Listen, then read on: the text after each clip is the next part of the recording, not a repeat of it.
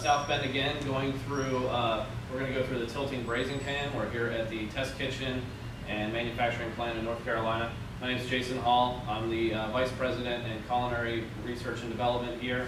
And we're going to look through the tilting brazing pan, talk about a couple little features, a couple different applications that you can use for it, and then some cleaning as well. So very, very simple to use and to operate.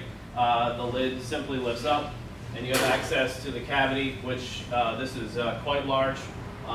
This is perfect for different types of stews. If you're doing stock and you need a wide surface to reduce quickly, we would do chicken stock in here. We would braise chicken for for coq au vin or something like that. You can braise shore ribs in here. You have one direct piece of heat, which is only on the bottom.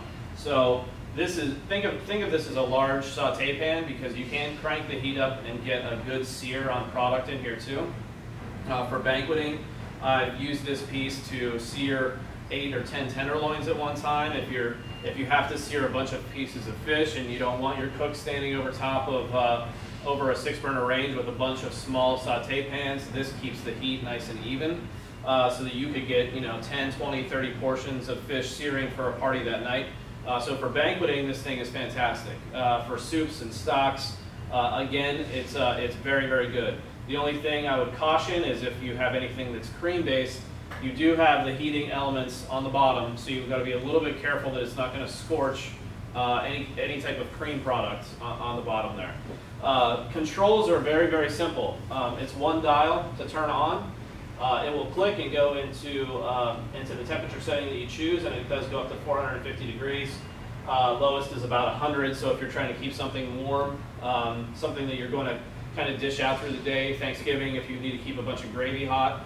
We would also turn this into a large water bath for our Thanksgivings, where we're doing 800 people. We'd have all of our veins of sauce in here holding warm throughout the day. So the utilization of this and the opportunities that you have to use this are fantastic.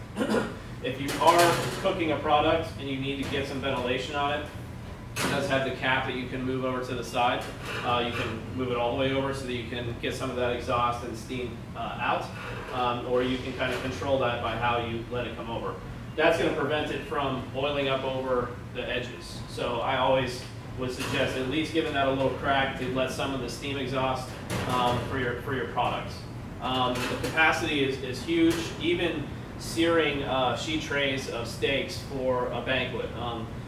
We would do parties of 200, 300 people that were all portion fillets. We would have all the fillets set up on a sheet tray, season them with however we were going to season them, have a little bit of clarified butter or fat in here, and we would literally drop the whole sheet tray of 30, 40 steaks in at once and sear them all one time, flip, flip, flip, out into a blast chiller, and then you're getting ready for your function.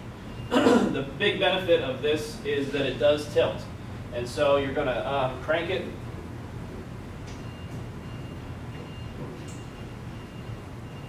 And you can tilt this all the way up to where it's almost completely vertical.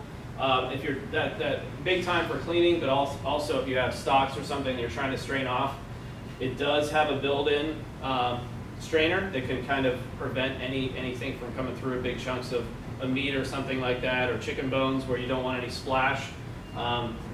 So simply setting up a vessel to catch it, and then if you're trying to get a nice fine strain, maybe the bucket has a chinois in it, and you can kind of catch all that product, and a nice big lip to catch all of that so it doesn't dump out onto the floor. So also cleaning. When you're cleaning this product, mostly you're going to be cleaning the inside cavity. Might have a little bit of spills around the outside. Again, just like all of our products, I recommend not to use a metal scrubbie. Use something that's less abrasive, like a green scrubbie. Best thing to do is to clean the outside surface while it's still hot, so that you can get any of that off, and then nice soft cloth, mild soap, sanitizer, things like that are fine. If you have, and when you have, because it's inevitable, you'll have some sort of sticking or food product that's stuck to the bottom of this, the best thing to do is to boil it. Water, some salt, a little bit of lemon juice, bring it up to a boil, let it roll for a little while. That will pick up a lot of those food particles and keep you from scrubbing the beautiful surface off of the inside of your piece of equipment. Again, mild abrasive if you have to go that route after you've done the boiling out process. You know, a green scrubbie, soap, water, rinse, and get it ready for the next day, and make sure this cavity is cleaned out, rinsed out, and there's no soap residue or anything like that for the next day when it gets turned on. Exterior, very, very simple cleaning. It's mostly all wipe down. Just a little bit of stainless spray on there to keep your product looking fresh for years to come.